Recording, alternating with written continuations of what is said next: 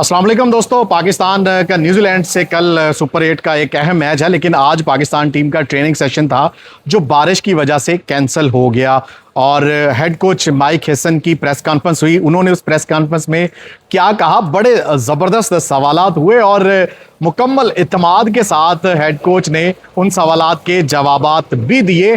कौन से सवालात थे, जवाबात क्या थे, उस पर बात करेंगे। लेकिन आपको मैं बता दूं कि आज तकरीबन दिन 3 बजे से लेकर अभी तक बारिश हो रही है। मेरे पीछे अभी भी बारिश हो रही है और मैं शैडो में खड़ा हूं, तो जिसकी वजह से पाकिस्तान का जो ट्रेनिंग सेशन है वो मनसूख हो गया।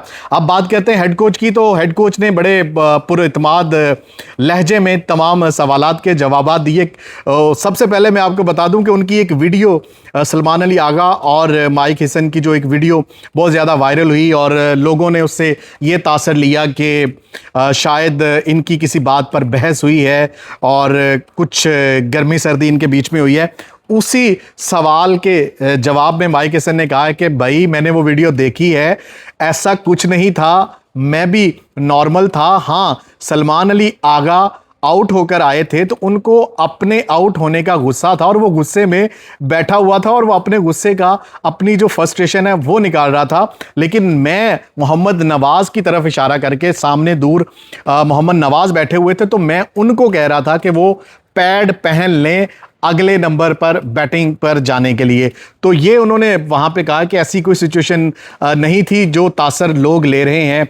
और उसके बाद फिर बाबर आजम पे सवाल हुआ कि बाबर आजम को अगर ओपन करवाया जाए क्योंकि नंबर 4 पर वो स्ट्रगल कर रहे हैं, तो उन्होंने कहा नहीं भाई जी, बाबर आजम को हमने एशिया कप के बाद एक ख़ास रोल के लिए लिया था और वो रोल बाबर आजम को बताया गया था कि उसका रोल ये चौथा नंबर ही है और उसका जो रोल है इनिंग को एंकर करने का, और ये रोल बाबर आजम को भी अच्छे से पता है। तो बाबर आजम को ओपन कराने का जो मामला है वो तो क्लीन स्वीप हो गया, वो तो बिल्कुल ही आउट हो गया है। क्योंकि बहुत सारी बातें हो रही थी कि शायद साइम अयूब चूंकि स्ट्रगल कर रहे हैं तो साइम अयूब की जगह बाबर आजम को ऊपर खिलाया जाए।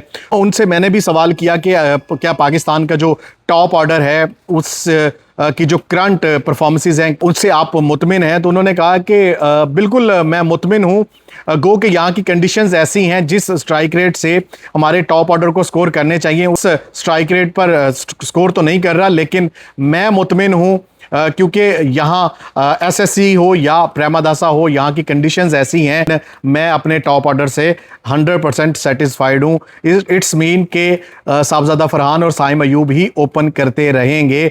और बाबर को उस दिन ना भेजने पर भी उन्होंने कहा कि 10-12 ओवर हो चुके थे और वहाँ पे बाबर आजम को भेजना बनता ही नहीं था। क्योंकि हेड कोच माइक हेसन का ताल्लुक भी न्यूजीलैंड से है, तो न्यूजीलैंड और पाकिस्तान के जो head to head T20 matches हुए हैं उसमें पाकिस्तान को बर्तरी हासिल है, उस पर भी उनसे सवाल हुआ और उन्होंने कहा कि न्यूजीलैंड ने हालिया कुछ अरसे में बहुत अच्छी क्रिकेट खेली है और ख़ास तौर पर न्यूजीलैंड ने पिछले कुछ महीनों में यहीं सब कॉन्टिनेंट में बहुत ज़्यादा क्रिकेट खेली है, जो मैं क्लोजली मॉनिटर कर रहा था, वॉच कर रहा था। उन्होंने बहुत अच्छी क्रिकेट खेली है और जो माजी में जो हुआ वो माजी है, past is past.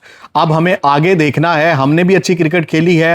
Mark Chapman का जो ट्रैक रिकॉर्ड है पाकिस्तान के खिलाफ वो बहुत अच्छा है, तो लेकिन हमारे पास जो स्पिनर्स हैं उनके मुकाबले में वो बहुत अच्छे हैं। और फिर नसीम शाह के बारे में भी सवाल हुआ, फ़खर जमान के बारे में सवाल हुआ। फ़खर जमान के बारे में उन्होंने कहा है कि यकीनी तौर पर वो एक अच्छे बैटर हैं, लेकिन कंडीशंस को देखते हुए और जो बेस्ट प्लेइंग 11 है कंडीशंस के हिसाब से वो हमने नमीबिया के खिलाफ भी उतारी थी। तो उनकी आज की इस प्रेस कॉन्फ्रेंस से लग यही रहा था कि उनके मुताबिक नमीबिया के अगेंस्ट जो प्लेइंग 11 मैदान में उतरी थी वो बेस्ट प्लेइंग 11 है और आगे यानी कि अगले मैच में भी यही प्लेइंग 11 खेलेगी। नसीम शाह के बारे में उन्होंने कहा है कि यहाँ प्रेमादासा में कंडीशंस जो होती हैं वो स्पिनर्स के लिए साजगार होती हैं, स्पिनर्स यहाँ पे डोमिनेट करते हैं, इसलिए नसीम शाह को हो सकता है कैंडी पाले किले में आजमाया जाए क्योंकि वहाँ पे जो पेसर्स होते हैं उनके लिए कंडीशंस ज़्यादा बेहतर हैं।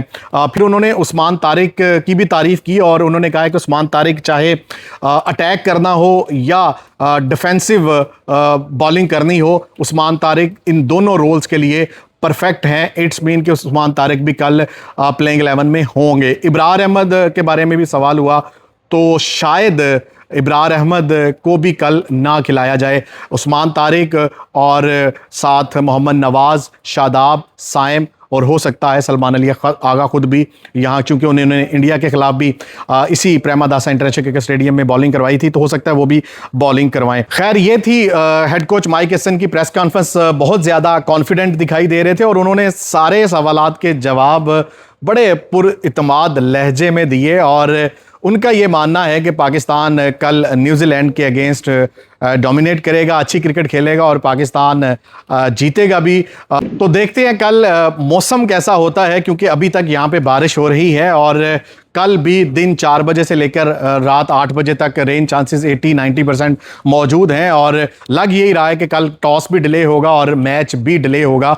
सिचुएशन जैसी भी हो T20 वर्ल्ड कप के हवाले से, कल के मैच के हवाले से मैं आपको तमाम तर अपडेट देता रहूँगा। Stay tuned.